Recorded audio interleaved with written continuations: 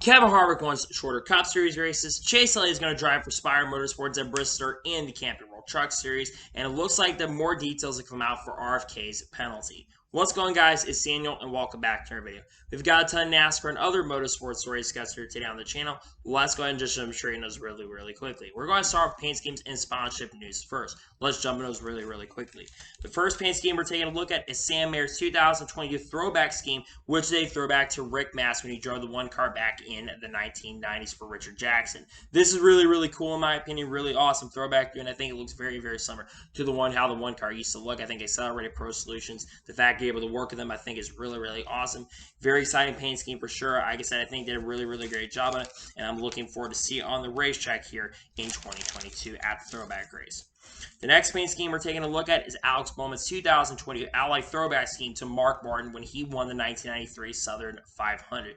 This paint scheme is all right, and throwback scheme's all right in my opinion. One thing that I really think they should have done is kept the white number under, as I think it would have looked a lot better. But I will say this is better than some of the schemes, throwback schemes, that we've seen so far. It's a decent paint scheme in my opinion. I'm looking forward to seeing on the racetrack here in the throwback race.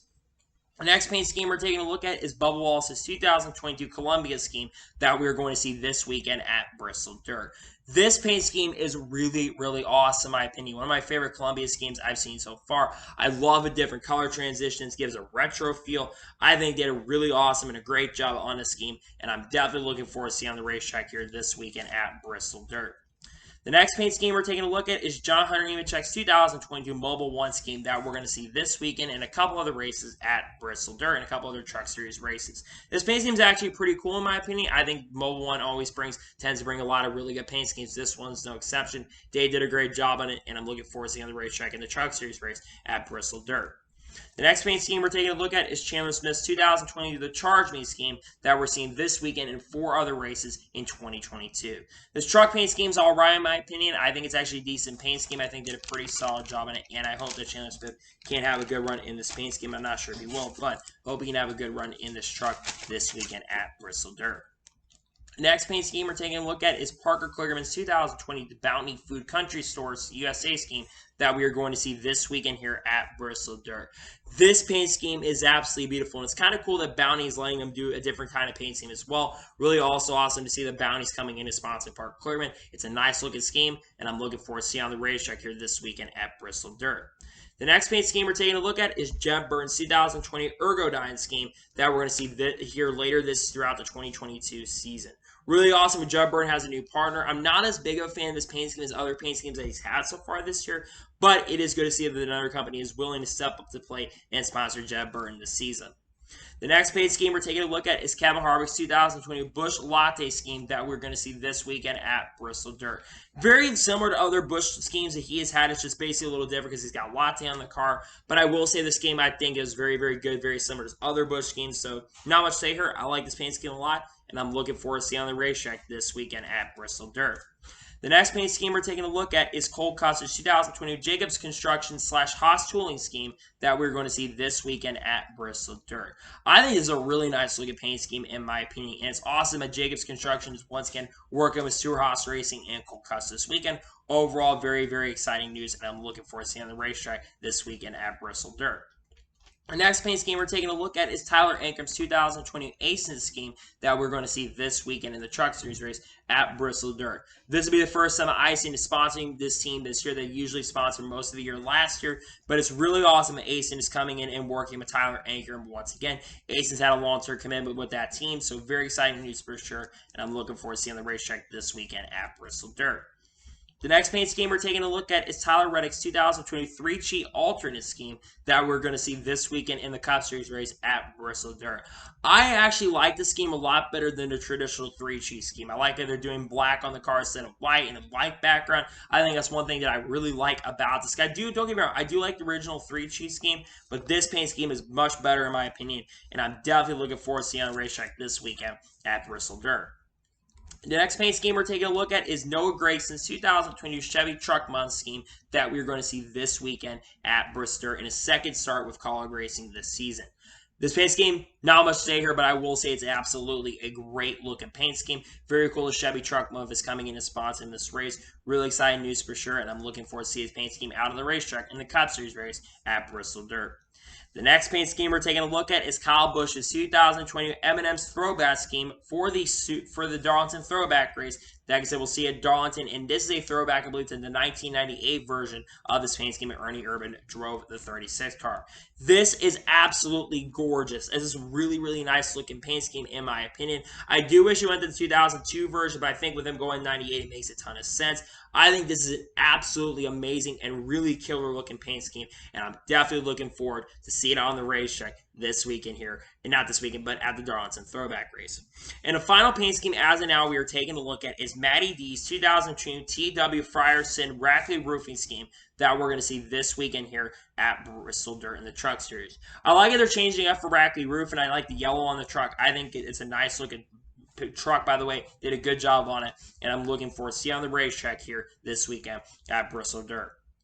And now we're going to go ahead and jump on to the next story of today's episode, as we're going to talk about the Xfinity Trucks to Texas race, as they have their official title sponsor for that race has an official reveal for next month. It is going to be called the SRS Distribution 250. I'm not really sure what SRS does, but it's really cool that they have a sponsor for that event. They've tended to change up the sponsors for the Texas Xfinity Series race over the years. They've had Janny King sponsor in the past, and they will have SRS Distribution sponsor for the first time. Overall, very, very exciting news, and I'm definitely looking forward that they are sponsoring them here at this race. And now we're going to go ahead and jump on to the next story of today's episode, as we are talking about Jeffrey Earnhardt. We got a couple announcements around Jeffrey Earnhardt to talk about today, but Jeffrey Earnhardt has been named brand ambassador for Midnight Moon, which is a company that Junior Johnson supports. Basically, Junior Johnson Midnight Moon Company. He is working with them. I think he's a brand around Risky or something like that. He is part of their company now. Really excited to see this for sure. He's become a brand ambassador. This will help when it comes to sponsorship and stuff, and for him to be able to have sponsors going forward. And having him become a brand ambassador, I think, is really, really awesome. And congratulations to Jeffrey Earnhardt on becoming a brand ambassador for the Midnight Moon Company. And now we're going to go ahead and jump on to the next story of today's episode, as we are talking about the Jeff Gluck poll. As of course, after every single race, Jeff Gluck does a poll, and this is revealed on Monday, a couple days ago, the poll numbers, and I'm going to tell you, these numbers are really, really low. For his poll, Martinsville only got an 18.7% yes. This is the third lowest poll in the Jeff Gluck poll history, and this is the lowest rated poll for a short track. The previous low was Richmond, I think, back in 2017 or 2018 or 2020, which got a 44.6 or 44.7%. This race got really, really bad ratings. Don't get me wrong, this race is bad, but I was not expecting those numbers to be as bad as they were. So that was really disappointing to see. But again, when you have as bad of a race as you did, it's not a major shock and not a major surprise to a lot of people. So I think it's definitely disappointing those numbers are low, but it's not a major surprise, to be honest with you. And now we'll go ahead and jump on to the next story of today's episode, as we are talking about Robert Carmen. As it was revealed yesterday by Bob Pockers that Robert Carmen has been sentenced to 6 years in prison. Robert Carmen has been associated with DC Solar scandal. We know that Jeff Karpoff has been arrested and basically had been charged for 30 years in prison. And now Robert Carmen is the third person to be arrested. Someone else had been arrested and has been sentenced for 3 years. And now Robert Carmen has been sentenced for 6 years in prison, being around the company. Good riddance to Robert Carmen, because he cannot do what he did. It was basically illegal stuff going on. And good riddance to him, because he absolutely deserves to be in prison for what he did. Good riddance to him. And now we're going to go ahead and jump on to the next story of today's episode, as we are talking about William Byron. As William Byron tomorrow night is going to be competing in a late model race at Volunteer Speedway. He'll be competing in Kyle Larson's big challenge that he will be having, that he wants to create, the Prelude to the Dream, which we'll get into that in just a little bit. This will be William Byron's late model debut. Really cool that William Byron is going out there and racing in different forms of racing. Of course, William Byron has gone out there racing late models, but on the asphalt, and now he's going to race late models on dirt. I think this is really, really cool that he's doing that. Valvoline is also partnering up with him to help him out with this project, which I think is really, really awesome. So I'm glad to see that William Byron is stepping up and trying something new. I think it's good to try new things. And again, having him race in late models, I'm not sure how he's going to do. I think he's going to have a hard time. Again, he hasn't raced in late models, and he doesn't ever race in these cars. So generally, if you don't have a lot of experience, you're generally going to struggle. That being said, though, I wish him the best of luck, and I'm really excited, though, he's competing in a late model race. That's very exciting to see. And now we're going to go ahead and jump on to the next story of today's episode as we are talking about Erik Jones and Aric Almirola. As we're no surprise here, they both have not received penalties for the R&D Center, and no penalties come from the R&D Center. The reason I'm reporting this is because remember with the Brad Keselowski example, which we're going to talk about later in this video, basically Brad Keselowski got a massive penalty, and a lot of people when they see R&D are like, oh, there's going to be penalties coming for those guys. Well, no penalties once again, which should not be really a shock to anybody. No penalties coming for Erik Jones and Aric Almirola right here. Generally in R&D Center, you don't see any penalties come out. They just do like tests and stuff to see if these cars work out. It is good, though, to see that Erik Jones and Aric Almirola did not receive any penalties. That's a good thing to see, in my honest opinion. And now we're going to go ahead and jump on to the next story of today's episode as we are talking about Sam Mayer. As Sam Mayer was on Sirius and NASCAR radio yesterday, and he reiterates he feels bad about the NASCAR official injured Friday night, saying it was irresponsible and should not have happened. I 100% agree with Sam Mayer, especially with the fight. Don't get me wrong with Sam Mayer and TyGiggs. We'll get into TyGiggs in a little bit because we got to talk about him. But Sam Mayer and TyGiggs, of course, got into a post-race scuffle, and basically they got an official injured during that fight, and it was really unfortunate to see. The official was released from the hospital, but he will have to basically go and get some checkups to make sure that he is okay. I'm glad that Sam Mayer's taking responsibility, but it's really funny because there's another individual who's not taking responsibility for it, and it's TyGiggs. Considering he's the one who threw the punches, you would think that TyGiggs would at least have some courage and responsibility and take some responsibility for what he exactly did. And what he did was he freaking got into a fight and got that official injured. I'm not sure what's going to come out of it, to be real. I'm really not sure what is exactly going to come out of it. We'll talk about the penalties they received, but I hope that official is okay, and I'm glad to see a Sam Mayer at least was worried. It felt really, really bad. He's out about exactly what happened, to be honest with you. And now we're going to go ahead and jump on to the next story of today's episode as we are talking about Mike Hillman. As it was reported by my good friend Casey Campbell on Twitter that Mike Hillman is going to be crew chiefing for Joey Logano this weekend in the Truck Series race at Bristol Dirt. Joey Logano, of course, will be driving the 54 for DJR Racing this weekend at Bristol Dirt with Planet Fitness on the truck, and he will have assistance from Mike Hillman, who is a veteran crew chief. Mike Hillman has been with many, many drivers throughout the Truck Series and now throughout his Cup Series time, and he's a really, really awesome crew chief. I think if you're going to have a guy that really can help you out and contend, I think Mike Hillman definitely is the perfect guy to have. So I think it is really exciting to see that Mike Hillman's coming in and working with Joey Logano. I think he's got a really good shot to be a contender. I hope he does really, really great. And I'm glad to see that Mike Hillman is coming into work with Joey Logano this weekend. I think Joey Logano absolutely has a chance to win this Saturday evening. We'll have to wait and see what happens, see how he does at Bristol in the Camping World Truck Series. And now we're going to go ahead and jump on to the next story of today's episode as we are going to be talking about the Honda Indy Toronto. As expected, the Honda Indy Toronto is officially going to be returning on July the 15th to the 17th. Now, it's unclear in regards to certain things, if you're going to have to be certain things or not to be able to attend that. But the Honda Indy Toronto is going to be returning here in a couple months. This is really, really good to see because there's been a lot of questions in regards if the Honda Indy Toronto was going to be around or not. It is really good, though, the Honda Indy Toronto, which has not had an IndyCar racer since 2019. I think Joseph Newgarden won the last time we were there, or Simon Pagenaud won the last time we were there, if I'm not mistaken. So it's been a while since we've raced her. But I think it's really good to see the Honda Indy Toronto is officially coming back to the IndyCar series. I think it's a great racetrack overall. I think it produces some really awesome racing. So it's good to see for sure. And like I said, I'm very happy to see that the Honda Indy Toronto is making its glorious return to IndyCar in 2022. And now we're going to go ahead and jump on to the next story of today's episode as we are talking about Mike Marlar. As Mike Marlar is going to be driving the 35th for the Raymond Brothers Racing in the Truck Series this weekend at Bristol Dirt. Mike Marlar made a start in the Camping World Truck Series last year in the 56 for Timmy Hill's organization, and also in the Cup Series competed for NBM Motorsports. Now, NBM Motorsports, of course, is not competing in the NASCAR Cup Series, so this will be Mike Marlar's, second or third start in the Camping World Truck Series. I think he also did get a top 10 in one of those races back in 2018, so the guy does have quite a bit of experience on dirt racing. I think the guy has a decent shot to do well. Yes, I know the Raymond Brothers organization is not a really fast organization, but I think that the Raymond Brothers is a team that's been showing their stuff. They got some top 20s in the Truck Series this year, and I do hope that we can see him do really, really good. I think dirt experience is going to matter a lot more than it did last year. I think, of course, your truck guys are going to do well, but I think dirt ringers are going to do a lot better this year than they did last year, in my opinion. And now we're going ahead and jump on to the next story of today's episode as we are talking about Andrew Gordon. As Andrew Gordon is going to be driving the 46 for Glory to God Racing this weekend at Bristol Dirt.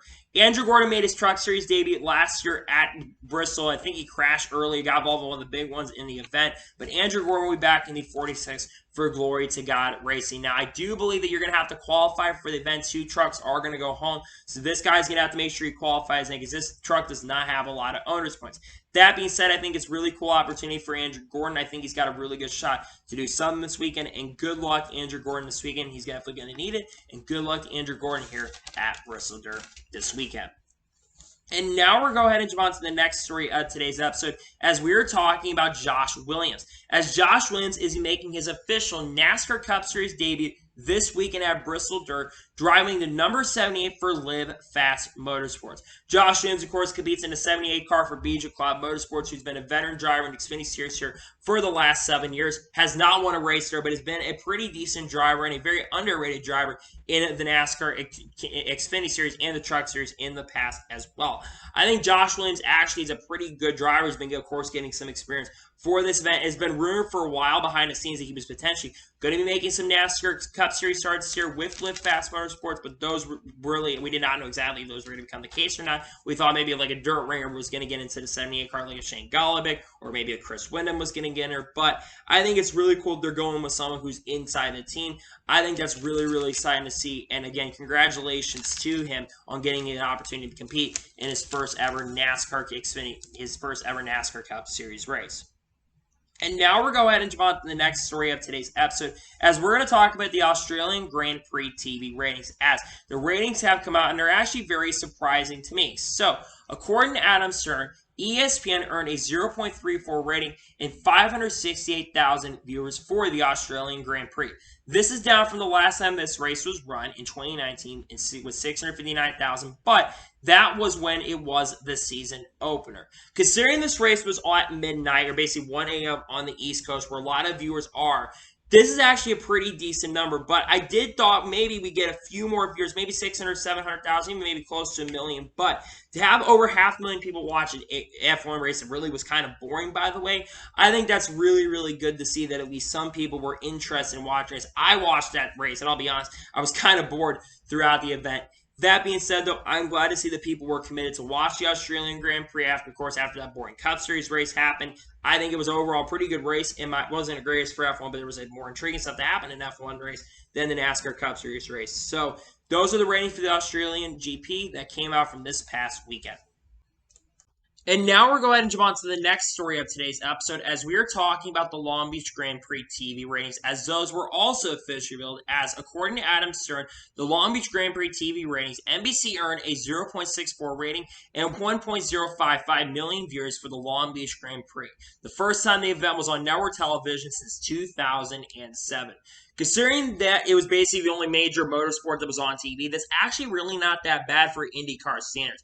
IndyCar races generally get about 900,000 to 1.2 million viewers when they're on the main network. So that's a really pretty good rating, in my opinion. I am a little surprised though that more people did not tune in. Again, this is one thing I have to go back to. This is an issue with NASCAR as well. But IndyCar has a really big issue when it comes to promoting their races. And I feel like if IndyCar promoted their races as much as like F1 does, I feel like that both motorsports, IndyCar and NASCAR, would be in a much better position, because I'm genuinely surprised it didn't get like 1.1 or 1.2, but still, it did get quite a bit of viewership. It still was the second most watched event, but this is the closest it's been to NASCAR in many, many years besides the Indy 500. But again, you do have to take into consideration the fact that it was on a Sunday afternoon, and then the Cup Series race, of course, was on a Saturday night. So, in my opinion, the ratings are not too bad for the Long Beach GP. I think that IndyCar could have potential to boom and grow if, of course, they start promoting races. But the fact that they've got a majority of races on NBC this year, I think is a major step in the right direction for that to work out. So we'll see more races go higher than that, but a pretty decent rating, in my opinion, for the Long Beach Grand Prix,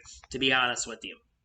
And now we're going to go ahead and jump on to the next story of today's episode, as we're going to talk about Jimmie Johnson. Now, Jimmie Johnson is giving us updates in regards to his injury. He says that he has plans to be ready for the IMS test and Barber, which is Barber's, I think, in about 2 or 3 weeks. And then, of course, the IMS test is coming up here in 8 days from now. He also reported today that he put a screw basically in his finger to make sure it basically stayed aligned. And he's very, very serious about getting back out of the track. Jimmie Johnson, of course, like what we mentioned earlier in this week, he was involved in a very, very scary accident where he basically kept his hands on the wheel and basically wheel jerked and basically kept his hands on the wheel and unfortunately injured his hand and fractured his hand. It's really good that Jimmie Johnson is continuing to improve, and the good thing is it looks like he's going to be back at the track. And again, the fact he's still committed, even at older age, and he's still committed to going out and race shows the determination he has to want to learn and wants to become a better driver. Because remember, he ran extremely well at Texas and got a 6th place finish in the Texas race. So Jimmie Johnson's definitely going to be a competitor at these ovals, and I think he's got a shot to potentially win the Indianapolis 500 this year. I think the champion NASCARs are generally really, really fast. But I'm really excited that Jimmie Johnson is at least starting to feel better, and it's good to see that Jimmie Johnson continues to improve and he gradually get better.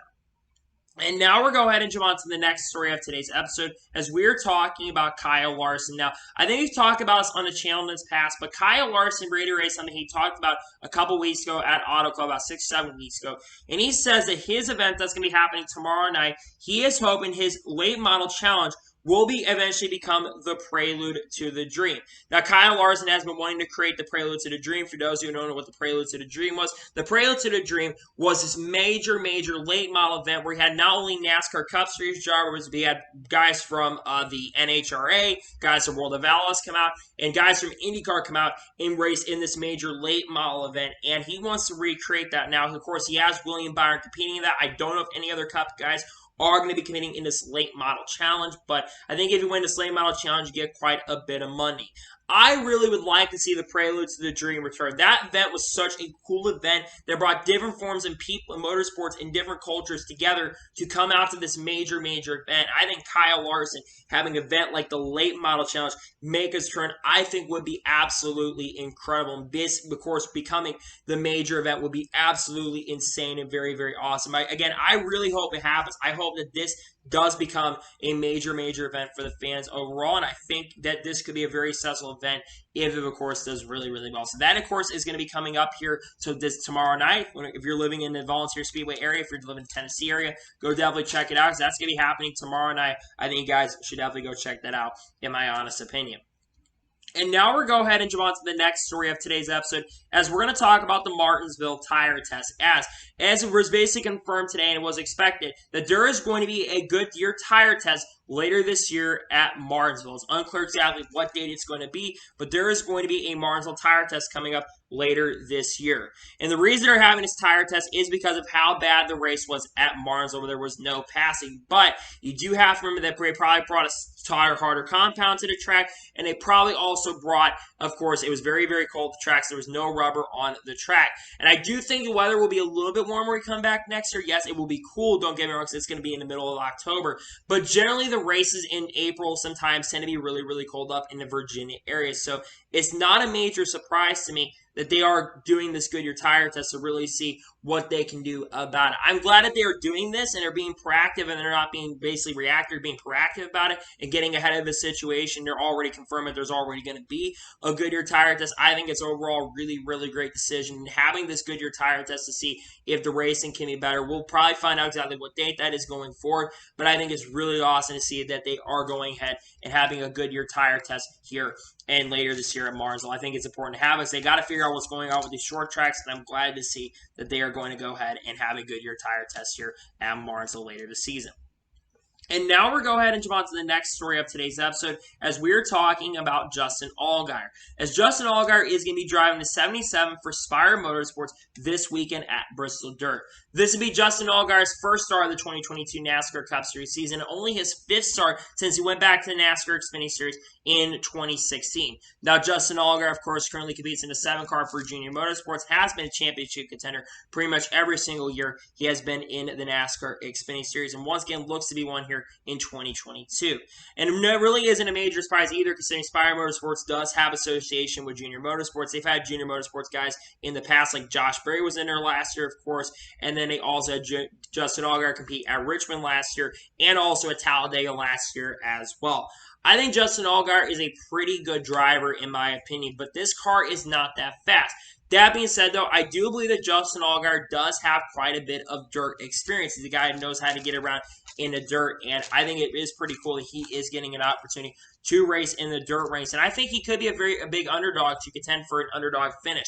I think the goal for this car is just to finish races. I expect a lot of attrition in the Bristol dirt race, but I think that he's got a shot for maybe a top 25. It wouldn't shock me if both Spire cars end up finishing in the top 25, and not just on a super speedway, but on a track like Bristol dirt. We've seen some underdog runs happen. Justin Allgaier does have a lot of experience, and his first career win in ARCA, by the way, came at technically a dirt track, if I'm not mistaken. So really exciting to see that Justin Allgaier is back in the Cup Series of Spire Motorsports. I think it's a really cool opportunity for him, and good luck to him as he gets into the number 77 car for Spire Motorsports this weekend at Bristol Dirt.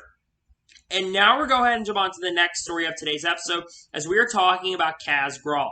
As Kaz Grala is going to drive the 48 for Big Machine Racing at Talladega and Dover. This is absolutely shocking to me because Jay Buford was supposed to run the full season. However, Jay Buford has absolutely struggled this year. Despite having a really strong performance in qualifying for the Daytona race, Jay Buford has only, I think, had one or maybe like one or two finishes inside the top 20 so far this year, and is absolutely struggling and is performing worse this year, in my opinion, than he did last year. And I feel like if they're trying to get someone that is talented, and I'm not saying Jay Buford isn't talented, by the way, I'm just saying they're trying to bring someone else in to see if it's just a driver or if it's cars that are absolutely struggling. And I think really what they expected, because they have the RCR lines, they were expecting to perform a lot better than they have been, and they really have not been showing it. So that's why they're bringing a guy like Kaz Grala into the ride. Here's how I feel about the situation. I really love that Kaz getting another opportunity in the Xfinity Series. I think Kaz is a really great driver. Of course, driving the 02 this weekend at Bristol in the Truck Series. And he's been driving the Cup Series. He's been driving for other organizations. Of course, driving for Alpha Prime Racing this year. He's a really, really talented and a really gifted driver. I love that Kaz getting another opportunity. I hate it for Jay Buford, though, because I feel like Jay Buford is a lot better than what he's been given. I do feel like that the cars have generally struggled. I think there's been some things and issues under the car, and I think it's also been partly his fault.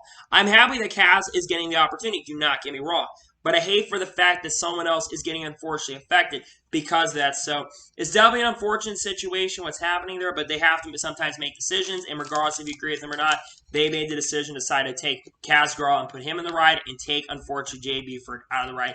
Definitely unfortunate, but it is what it is. This is their decision. They can decide exactly what they want to do, in my opinion. And now we're going to go ahead and jump on to the next story of today's episode, as we are talking about Martinsville TV ratings that were revealed. Now, the Martinsville TV ratings, in my opinion, are not very good. According to Adam Stern, FS1 earning 1.1 rating and 1.885 million viewers for Saturday night's Cup Series race at Martinsville. There's no direct comparison as in comparable events there in recent years were all on other days of the week. This is not a really good rating. However, there's a lot of factors that played into this race. Number one, a lot of people probably turned it off because there's not that much that happened in the race. And I know a lot of people on social media were complaining about the race. Another big factor is it was a Saturday night race. Saturday night races, especially on different networks, generally do not do really, really good on the ratings department. If you look throughout history, you can see this. Ratings that on different networks, especially on Friday nights, generally don't do well. That's why we're going away from Saturday night races. And I'll say this. There's only two races that need to be happening on Saturday night going forward. I think it needs to be the Bristol night race and then, of course, Daytona. I think that's what it needs to be going forward. The other big reason was there was a rain delay in the race. Before the green flag had been dropped, we had about an hour we were basically sitting and waiting for the race to go, and a lot of people did not tune in. So that's why the ratings are probably down. I think if we don't have the rain, I think the race has a little bit better ratings, but probably not that much, honestly, because, again, Saturday night races generally do not do well in the ratings department.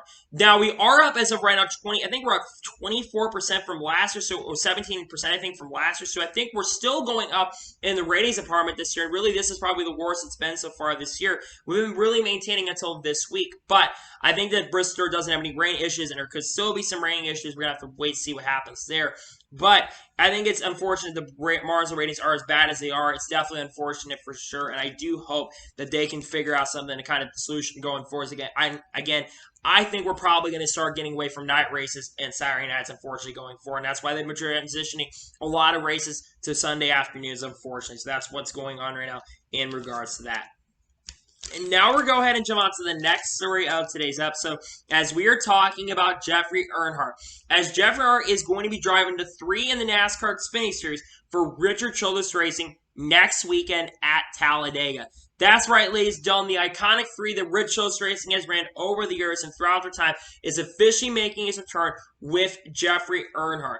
Jeffrey Earnhardt, of course, has driven part-time so far this year for Sam Hunt Racing. Has also driven for Emerald Gates Motorsports this season. Has ran a majority of this year and has some decent runs with Sam Hunt Racing, but other than that, hasn't ran absolutely fantastic. But the cars he has have not been fast. This is the most competitive opportunity that Jeffrey Earnhardt has had in the NASCAR Xfinity Series since he drove for Joe Gibbs Racing. And honestly, he did pretty well with Joe Gibbs Racing, and this is a really great opportunity. And I think that Jeffrey Earnhardt is a pretty great super speedway racer. And what's so cool about this is the fact that they're bringing back the iconic 3. And it looks very, very similar to the traditional Intimidator colors. And when people saw this, they were absolutely happy, including myself. Seeing Jeffrey Earnhardt in the iconic number 3 for Richard Childress Racing and getting an opportunity to drive in this car, I think is absolutely phenomenal. Now, like I said, what are my expectations for Jeffrey Earnhardt in this car?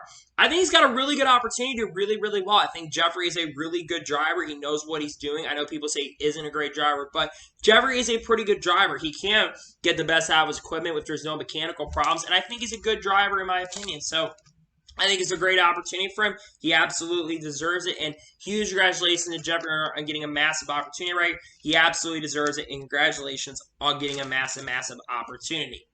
And now we're going to go ahead and jump on to the next story of today's episode as we are talking about TyGiggs. As TyGiggs, it was announced yesterday that he was fined $15,000 for contact on pit road, but not the fight that happened between him and Sam Mayer. Now, apparently he violated multiple sections. A lot of people were really confused about that. I think really it was basically not wheeling to the pace car, basically, but safety vehicles, I think it's probably one of the big things that did affect this penalty, but he really is talking about the major contact they had on pit road, where he got into the back of Sam Mayer, especially after they took the checker flag when he ran straight into the back of him, and then on pit road they were making consistent contact, and people could have gotten seriously injured. Some people brought may have said something to Sam Mayer, but really it's from the contact on pit road, not from the fight, by the way. I think it's absolutely justified, especially if you're on pit road. Don't damage your vehicles. Just seriously don't run into it. But TyGiggs, I'm very surprised that Sam Mayer's not getting penalties right. I thought he would maybe get some penalties, but I'm kind of shocked there. But at the same token, Sam Mayer has been apologetic. I feel like TyGiggs may have not gotten a penalty, but is a little bit apologetic because, again, he's not really said anything. He's not really said sorry about what he did. So that's a big surprise right there. But I do think that TyGiggs deserved this penalty, in my opinion. He absolutely deserved it, and it was justifiably so. I know some people disagree with me on that, but I think that if you're going to do what he did right there, you deserve to get penalized, especially when you basically mess up your race and stuff, and you mess up a car and damage a car on pit road, you're going to get a penalty. The action that TyGiggs did, in my opinion, were unacceptable. Having your helmet on when you're going to get into a fight, running to the back of Sam Mayer for getting raced really, really hard at the end of the race, considering he's been a guy who's been able to do that over the years. He deserved this penalty, in my honest opinion, and I'm glad that NASCAR decided to lay the hammer down on him. Good decision, in my opinion, and I'm glad to see that NASCAR decided to go ahead and lay the hammer down to TyGiggs, in my opinion. And now we're going to go ahead and jump on to the next story of today's episode, as we're going to talk about a couple major announcements that are expected to happen this weekend at Bristol Dirt. This, of course, was reported by Daniel McFadden, and he says that Saturday there are 2 announcements that are going to be coming. At 2 p.m. Eastern, there is going to be a NASCAR Canada announcement, and then the second announcement, which is at 3 p.m. Eastern, is going to be a Speedway Motorsports announcement. I'm going to get out of the way. Some people were looking at the Kyle Larson thing. That was just media availability. So for people that ask if Kyle Larson has an announcement, no, it's just media availability for questions asking how is the track and how much do you like it or not, and seeing if he will be a contender or not, and asking what are his thoughts overall. The big thing talking about, though, is the first announcement. Talking about that NASCAR Canada announcement. There's been a lot of rumors and rumblings about around Canada and potential other tracks that could come back. I have a theory about potential what the NASCAR Canada announcement could be. It could be a track coming back. It also could be other factors, but I'm thinking the NASCAR Canada announcement actually is going to be a track announcement, whether it's going to be a return to Mosport or Canadian Tire in 2023. Or maybe, perhaps, a return to Montreal Speedway. Remember Circuit Gilles Villeneuve that hosted races from 2007 2013? I've seen a lot of people, including myself, been begging to return to that racetrack. I think potentially that announcement could be around Circuit Gilles Villeneuve returning, but not just for the NASCAR Xfinity Series, but maybe for the NASCAR Cup Series. This is a track that's absolutely deserved an opportunity to make its return. It would be a great road course, not just for the next-gen cars, but for the Xfinity Series once again as well, and would showcase great racing overall. So that's what it could be, but we'll have to wait and see right there. The other announcement, which is the Speedway Motorsports announcement, it looks like what it's going to be rolled around is Nashville. What are we thinking? I know that they have Nashville Super Speedway, but I think it's got something to do with the Nashville Fairgrounds. We've talked about this on the channel many, many times. In fact, multiple titles in my video. You've seen me talk about the potential return of the Nashville Fairgrounds. And very recently, the governor of Tennessee, Bill Lee, has said he would be willing to give $17 million out to the Nashville Fairgrounds. My thing is that this could be a roll around day. Finally, the board has agreed, and it looks like that they've been given the go-ahead to have a race. Now, of course, will the National Fairgrounds return in 2023? If it is returned, probably not, because there's a lot of things they have to do to get the track done. They've got a lot of renovations to do, and a lot of things they have to get done. But I think if it is revolving around Nashville, it'd probably be around that. But I think that if it does get announced, the National Fairgrounds is good to go ahead and do their project, get that track to go. It's going to leave at least a year or two before they go ahead and sort that out. So that's one thing we're definitely going to have to watch and see what those announcements are. But I think it's really cool. There are some pretty big announcements happening at Bristol Dirt. There's probably more announcements that are coming in the near future in regards to other things. But I think it is very exciting to see that they are working on that, and really cool to see that there are some big announcements coming. My theory around the Canada announcement, like I said, is Montreal. And then, of course, we have a motorsports announcement. A lot of her thinking is something to do with the National Fairgrounds or around the national areas. So we'll have to wait and see what those announcements are, but it is really good to see that there are some cool announcements coming here this weekend at Bristol Dirt. And now we're going to jump on to the first of three major stories of today's episode, as we're going to talk about the RFK penalties, as more details have been officially around the RFK penalties. Scott Miller was on SiriusXM NASCAR Radio this morning. We finally got some pretty big details around there. He says that it was a result of body mounts landings that are part of the rear fascia that weren't brought back to original specification. NASCAR has a certain amount of repairs. I believe he continued and said that basically they did not follow exactly the repair rules. Now, Brad Keselowski did mention earlier this week at Martinsville on Friday that they said that they had not repaired the body panels, the rear body mounting panels. I think it was about tail panels on the back of the cars was what exactly they messed with, and basically said that we didn't do a good job repairing it since we have a parts shortage at this point. That's why we had to go with it. NASCAR says it wasn't back to spec modification is exactly why right there. About time NASCAR finally revealed exactly what they did, but if this is really, really the case, I feel like they could have given them a little more leeway on the penalties. It was repaired, but one thing that is very, very important to note, especially with the systems they have now, is you're not supposed to modify any of these parts. Even if it's for repairs, you are going to be really, really scrutinized by NASCAR if you do mess with any sort of parts, including that. So I'm not entirely shocked, and I'm not really, really surprised that Brad Keselowski did receive as big of a penalty as he did. Of course, he did accept the penalty. They're not going to have, basically, that's why it took so long from the reveal, as they were waiting for them to go through the finals appeal to reveal more details. But at the same token, at the same time, I think it is the right call that they did receive a penalty. Because again, you're not supposed to mess with any of these next-gen parts, because you're going to get massive penalties. They were the first team that get caught. And you do have to remember as well that this team was already on thin ice when they were basically caught messing with the tires. They were messing with the tire part, basically messing with the tires, and you cannot mess with the tires, basically with the pinholes inside the tires. They were not messing with that. NASCAR let them off, and I think that's why when they went to the appeals panel this past week, and they did not get accepted on Thursday, that's why they basically, the appeals unfortunately did not go through, and they basically lost their appeal. I would have thought maybe they get a little more lean away on the penalties. Maybe they were not doing it on purpose. I don't think they were intentionally messing with the parts. I think it's because of the massive parts shortage going on, which that's one thing that the also needs problems. I think because of that, the teams finally at least know, but it's good at least NASCAR knows. That's one thing Denny Hillman brought up at Martinsville. It's like, we got to get transparency, but luckily, we finally kind of have an indication on exactly what Brad Keselowski did. It's great to see that for sure. And again, the penalty is right in my opinion, especially, again, it could have been a limit, but I think the penalty is absolutely right. If you mess with any of these next-gen parts, you're going to get massive, massive penalties. End of story right there.